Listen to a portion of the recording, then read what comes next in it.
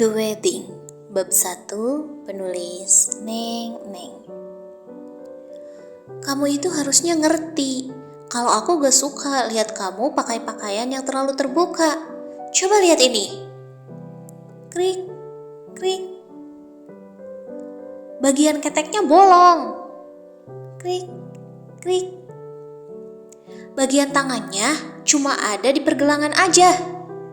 Krik, krik. Punggungnya bolong. Kamu kan bukan sundal bolong. Krik, krik.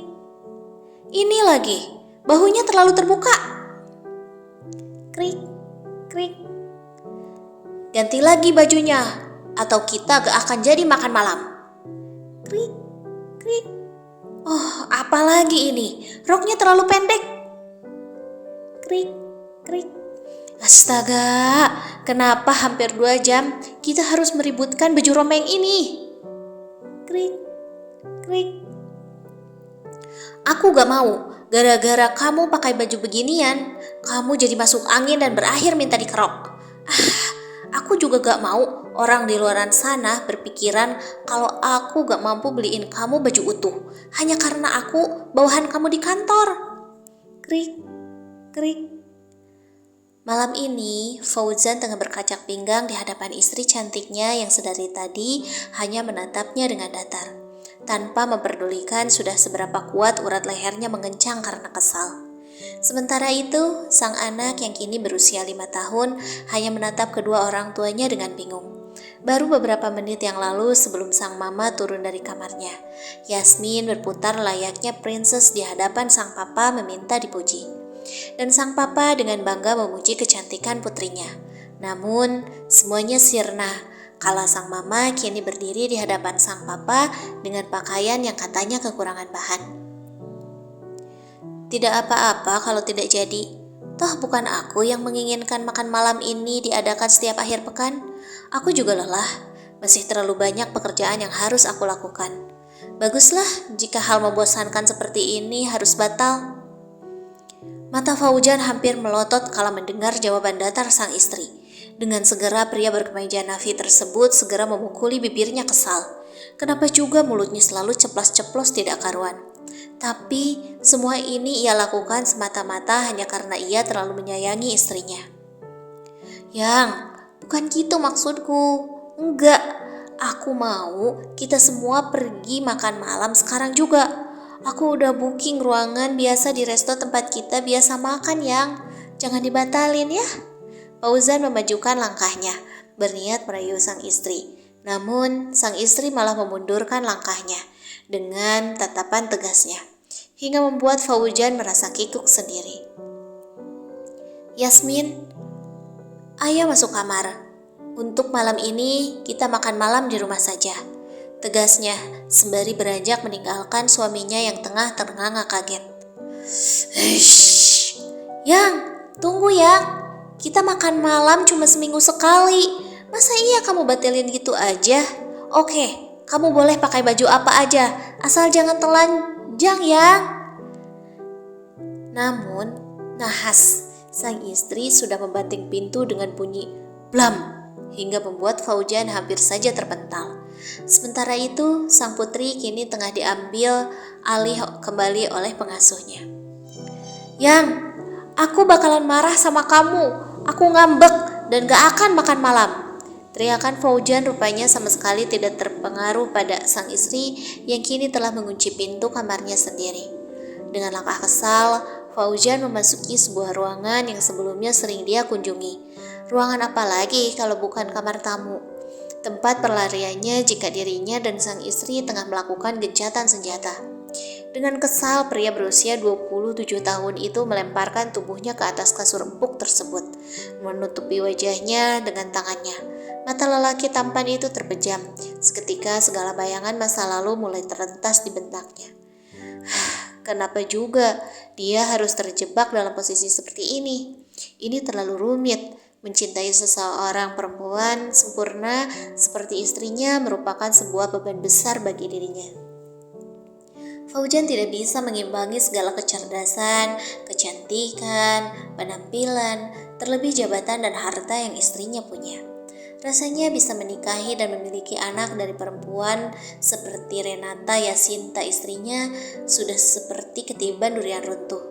Hidupnya terlalu mujur dirasanya kala itu. Namun, kini semuanya tak lagi sama. Kala semakin sering dia mendengar desas-desus bisikan orang-orang di sekitarnya tentang dirinya yang katanya hanya numpang hidup dari sang istri. Hei, ini sama sekali tidak benar. Fauzian bekerja keras untuk memenuhi semua kebutuhan sang istri. Selain bekerja di perusahaan istrinya sebagai salah seorang staf penting, Fauzian juga memiliki beberapa usaha kecil sendiri. Salah satunya pabrik pakaian yang kini sudah memiliki 2 cabang, dan Fauzian memberikan semua uangnya kepada istrinya. Ya, Fauzan tahu, uang yang diberikan Fauzian tiap bulannya mungkin hanya cukup untuk membeli bedak atau lipstik sang istri. Fauzian tahu, sebagai anak dari orang kaya, juga sang istri yang merupakan salah seorang pengusaha sukses, pasti sang istri memiliki gaya hidup di luar jangkauan gajinya. Namun sebagai laki-laki, Fauzan merasa sudah memenuhi tanggung jawabnya sebagai seorang suami. Hush! Fauzan mengacak rambutnya dengan kesal, lantas menegakkan tubuhnya. Kini rambut dan pakaiannya sudah seacak-acakan hatinya. Fauzan sungguh merasa kesal pada sang istri yang selalu terlihat tidak niat jika diajak untuk quality time bersama keluarga kecilnya. Apalagi jika diajak liburan atau menghabiskan waktu berdua. Jauh-jauhlah dari angan seperti demikian, karena menunggu istrinya menyanggupi keinginan kecilnya sama saja seperti menunggu belut berbulu, hampir mustahil rasanya. Terdengar suara sang istri dari arah dapur, meminta sang asisten rumah tangga untuk menyiapkan makan malamnya. Fauzan berdecih kesal kala mengingat tadi sore sang istri dengan mudahnya membatalkan acara makan malamnya yang sudah dijadwalkan susah payah. Sementara setiap harinya ia terlihat begitu sibuk sekali, dan kini dia mau makan malam sendirian tanpa mengajak suaminya sendiri. Sungguh, istri seperti Renata Yasinta itu adalah definisi istri menyebalkan. Tapi Fauzan cinta. Entahlah, hati pria itu kini dipenuhi oleh kekesalan. Hingga suara ketukan pintu setelah suara ribut-ribut di dapur terdengar. Fauzan segera membaringkan tubuhnya dengan kesal, lalu menutupi seluruh tubuhnya dengan selimut. Tubuhnya kini sudah membelakangi pintu. Kriet, suara pintu dibuka terdengar. Bahkan Fauzan bisa merasakan kehadiran sang istri kini berada di ambang pintu. Fauzan bisa merasakannya lewat aroma khas sang istri. Makan malam sudah siap.